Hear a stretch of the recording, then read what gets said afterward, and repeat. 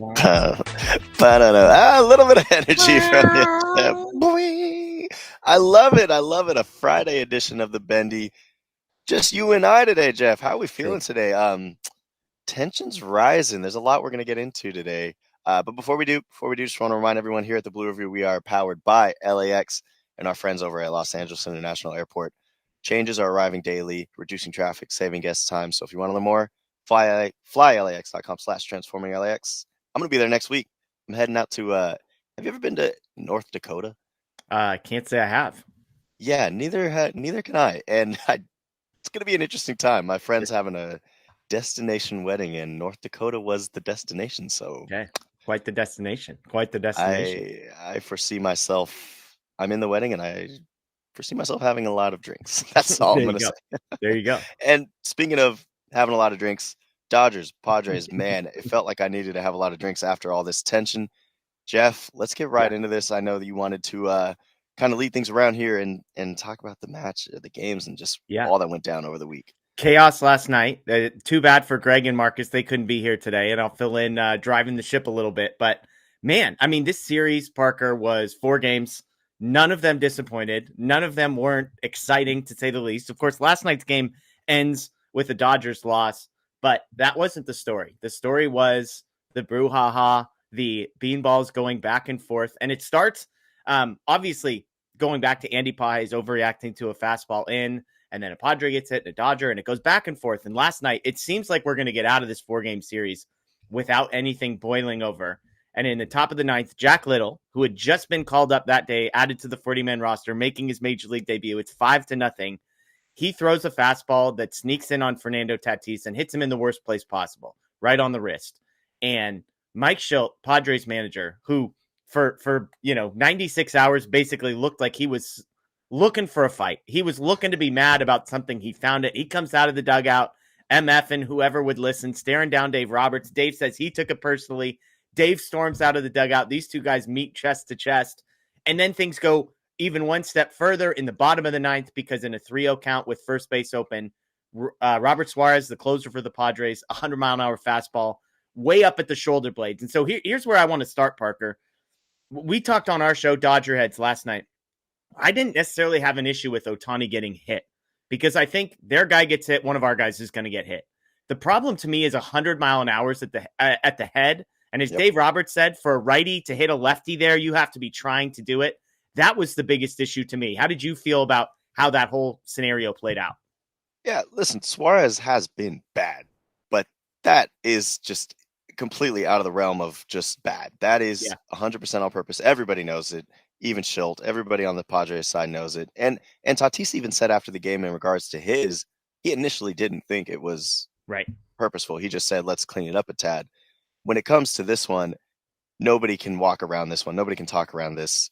You're attacking one of the best players on the planet up near the head at 100. And the last time he got hit, it was 99 again, and it was purposeful. But this time, when you're coming at the head, August is going to be an interesting series. And I'm not one to advocate for violence, but you can just feel the tension. I mean, even Kershaw was ready to jump over the fence and get down to business. So I think I'm right there with Kersh. It's like you can attack each other back and forth, but when you start coming after the head, like you mentioned, Bobby and our guy pointed out, Suarez had not hit a batter since 2022.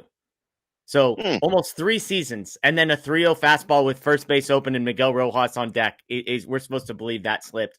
But you brought up the second fascinating thing was Shohei Ohtani's reaction, which when he got hit earlier, he joked about it on Instagram that night.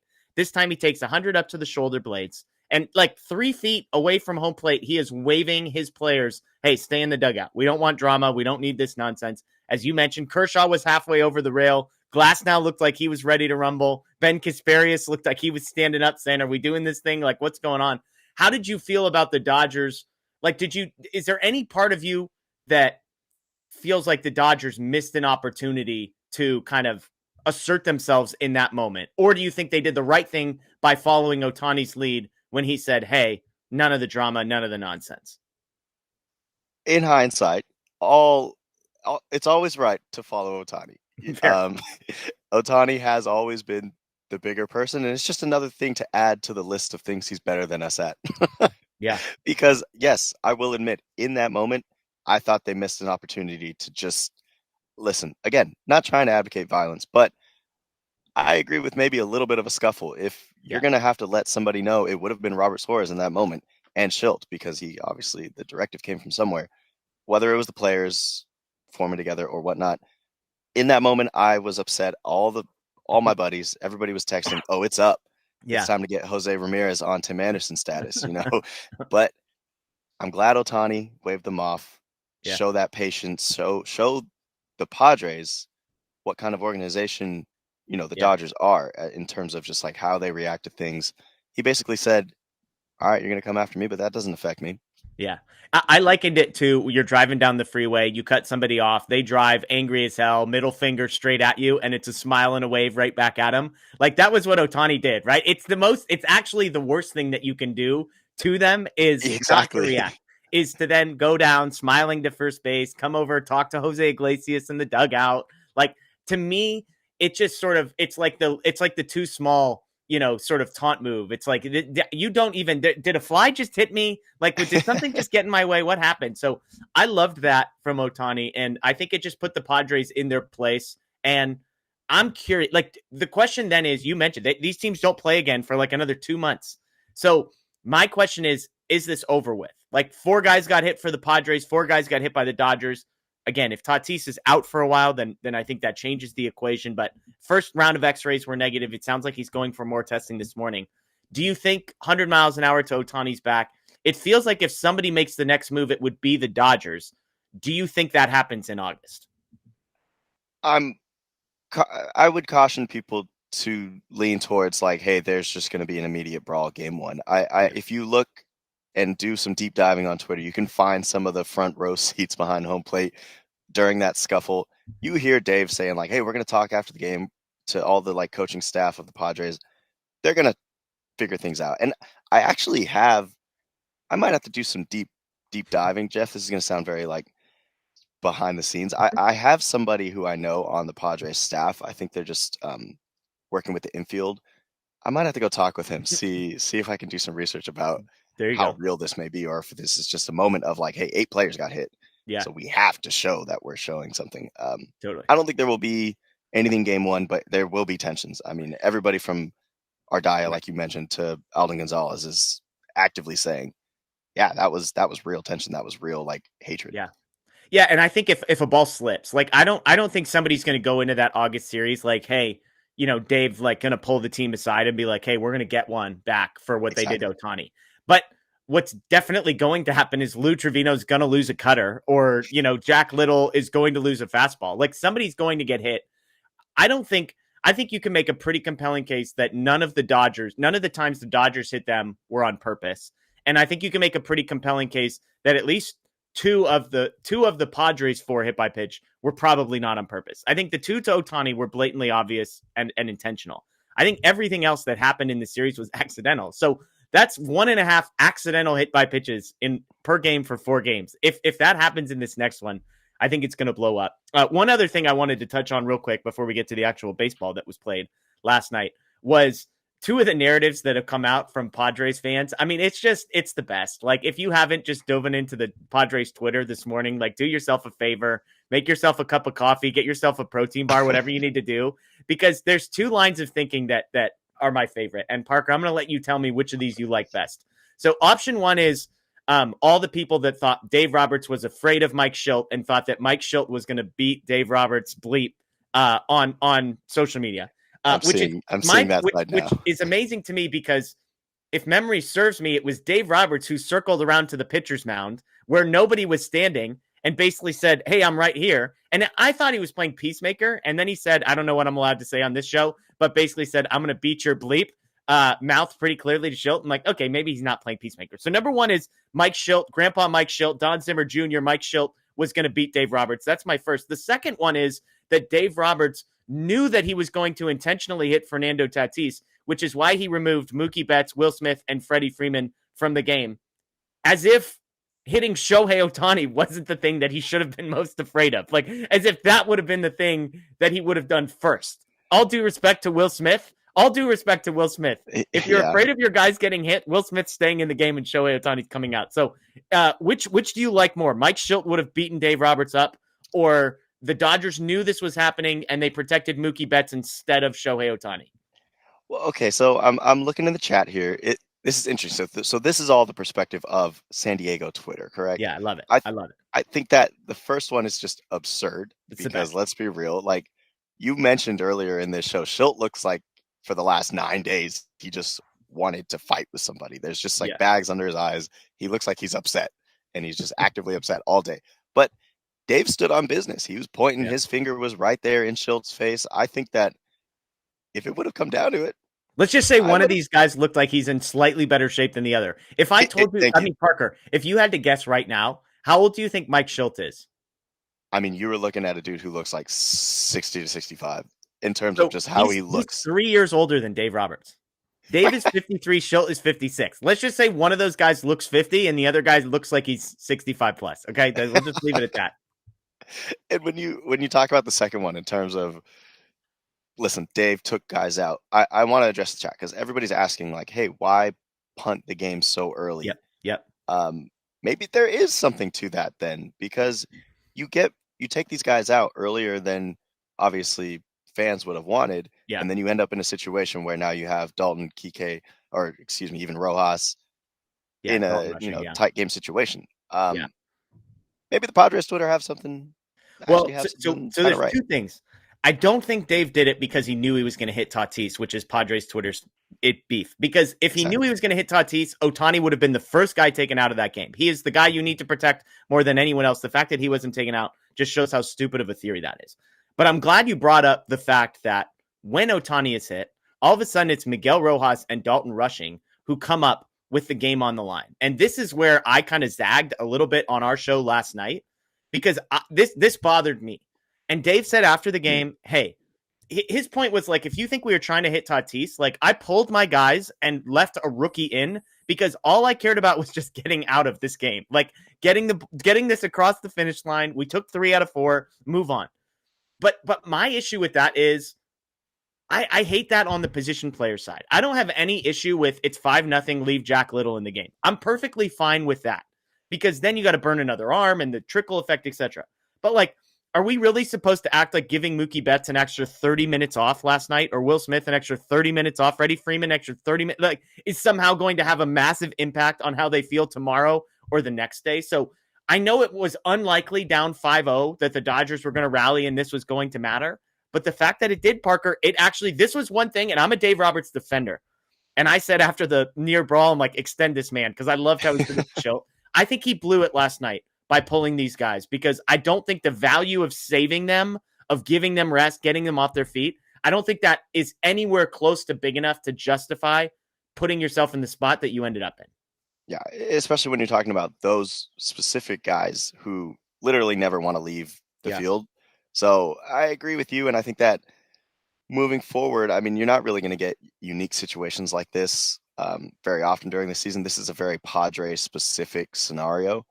But the way it all turned out, how close it got, listen, that last at-bat, Jeff, I mean, we could talk about the whole game in general and maybe preview this upcoming series, but the whole at-bat with Dalton, I felt so bad for the Rook, man. I mean, I understand that it was bad all game, but another one where 2 clear balls. Yeah.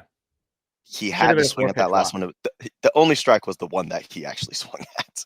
Yeah. Should have been a 4-pitch walk. And then all of a sudden, the go-ahead run is standing at second base. Again, I would have had issue because Kike Hernandez would have been next up, not a guy that would have been inspiring a whole lot of confidence, although lefty on the mound, so you would have felt decent about that.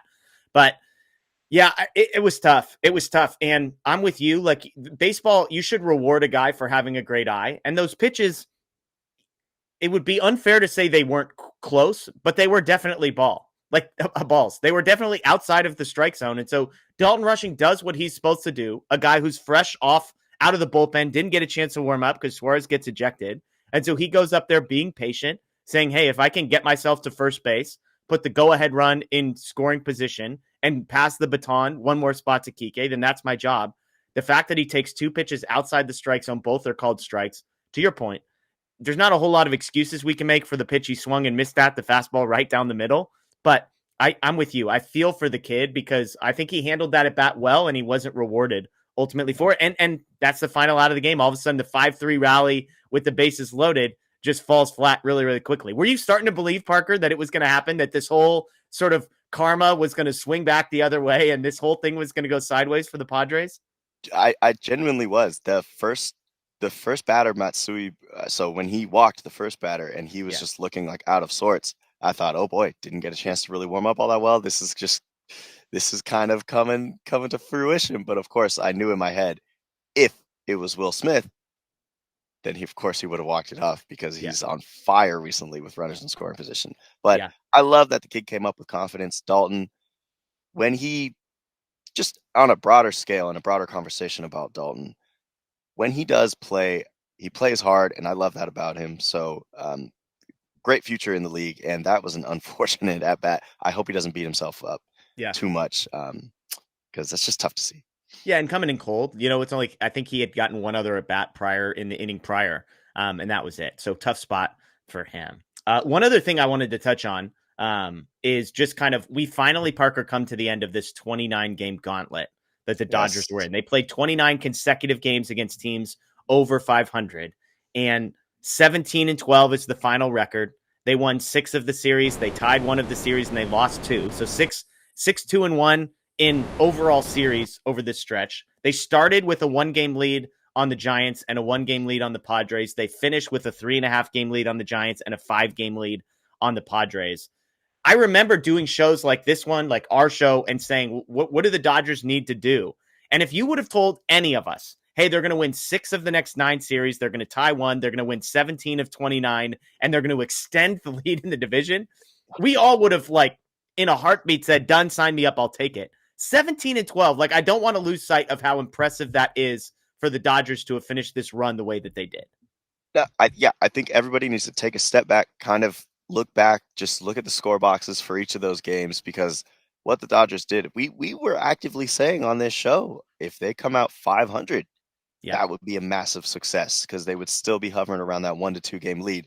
I mean, Beto Duran, we were talking when it comes to the gauntlet, Beto, the gauntlet that the Dodgers just faced. Spiegel's legit, man. He does a really good work, man. You're like seriously, you're really, really talented at what you're doing, Jeff. Keep on doing it, and whatever you do, just remember Parker Bell is here for you.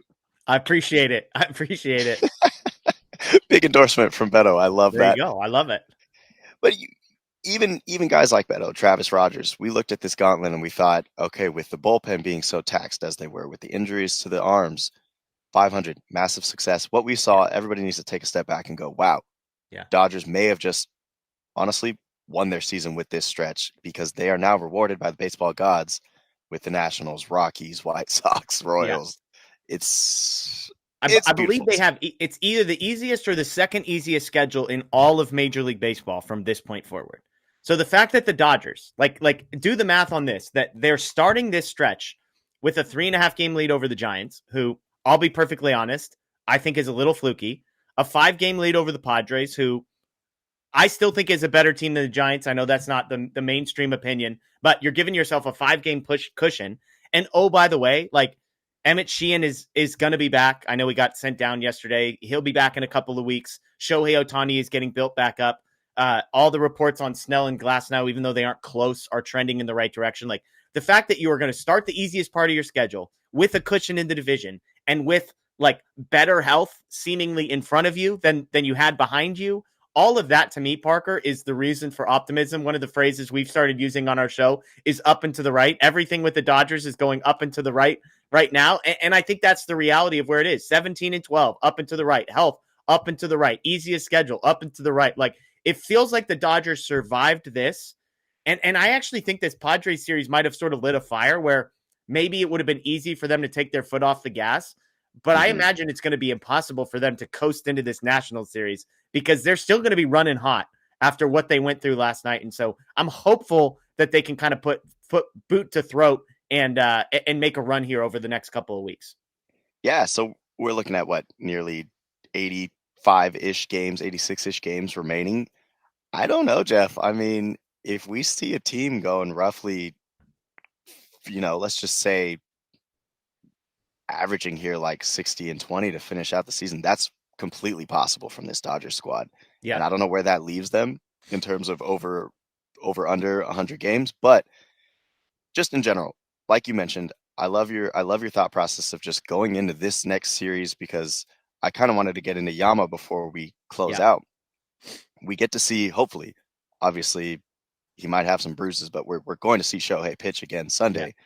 Dave said he's fine, by the way. Dave said this isn't going to impact his throwing, so that was some good post game news we got last night. Absolutely love to hear that, especially on a 100. Listen, yeah, Otani's probably always bruised up. If we're being real, the dude is a freak of nature. Yeah, but if he bruises, are we sure he even bruises? Does his body even accept bruises? Are we sure that there's not a coat of armor somehow under there that like the baseball, more damage was done to the baseball? Are we sure? Listen, he doesn't lose his cool. He's like a man of the people. This guy might be Superman. He might be the Clark Kent, which is coming out pretty soon, by the way, but that's beside the point. I'm a DC guy in chat. I'm sorry for that. Listen, I'm curious how all of this is going to go, how intense they're going to go into these series. I know that Dodgers are not one to just take a break, despite, punting the game last night. It'll be really interesting, but quickly on Yamamoto. Yeah. What were your thoughts on that performance? I know as we close out here, because we didn't get a chance just based off of the tensions that we're talking about. Didn't get a chance to talk about his game. So 6 1/3 innings, 7 hits, 3 earned, no walks, 5 strikeouts. He finishes with exactly 100 pitches, just 6 whiffs on the night. So kind of a mixed bag for Yamamoto. It was interesting because the game starts with the first 6 guys who put the ball in play all seemed to crush the ball. I don't know. I mean, maybe this isn't as rare as it felt. All 6 guys who started the game hit the ball over 300 feet in the air off of Yamamoto to start the game. And yet 5 of them were flyouts, and the 6th one was the home run by Bogarts. He ends up getting kind of paper cut to death in the 5th inning with a seeing eye grounder, a blooper, and, maybe error by Max Muncy, whatever. So I thought he was fine. Like, to me, Parker, these are just the games that are going to happen. You're not going to go. I mean, even Tarek Skubal, kind of got roughed up a little bit by his standards yesterday. So he wasn't at his best. He was able to navigate, get things done. I personally don't buy into he can't pitch on 5 days rest, and that's the issue, that whole thing. I just think it's the ebbs and flows of the season. My guess. I understand the argument against that. I think it's the ebbs and flows of the season. I think the Padres are a good team. They've seen him already. And so this was just a matter of, not having his best stuff, but being able to survive. 6 1/3, 3 earned runs, no complaints from me from Yamamoto.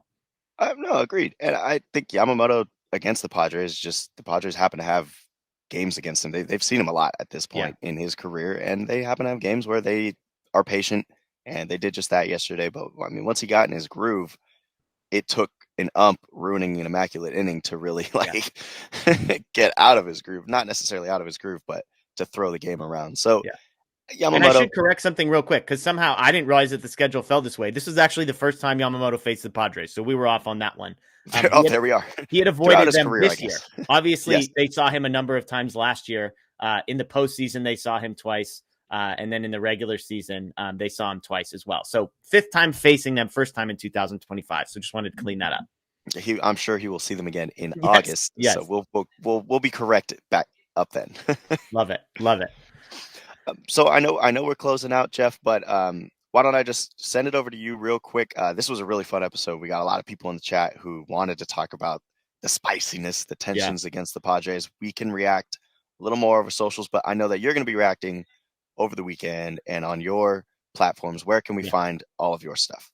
Yeah, I host a show called Dodger Heads for DodgerBlue.com. If you go to Dodger Blue 1958 on social media, on YouTube, that's where you can find us. If you're wanting to hear more about last night's game, myself and Bruce Kuntz did a full hour and 15-minute post-game show reacting live to some of Dave Roberts' quotes, Mike Schultz quotes, the Manny Machado quotes as well. So you can find that on the Dodger Blue 1958 YouTube page. That was a fun one last night. And we're live every Tuesday night, every Thursday night, every Sunday night. This week we added the Monday night show for when Otani pitched. So we kind of add some special stuff in there. We have interviews as well. So lots of good content. We'd love to have you guys join us. Love it. All right. Well, Jeff, thank you for leading. We'll be back next week, of course, with Marcus Grant and Greg Bergman reacting to more. I think a lot of us are going on vacation, so who knows what faces you'll see on the Blue Review. But stay tuned here. You saw Beto already photobomb us. Travis and Beto on ESPN LA's YouTube. We will be back. Hold out here. Thank you again, Jeff. Everybody have a wonderful weekend. Take it easy.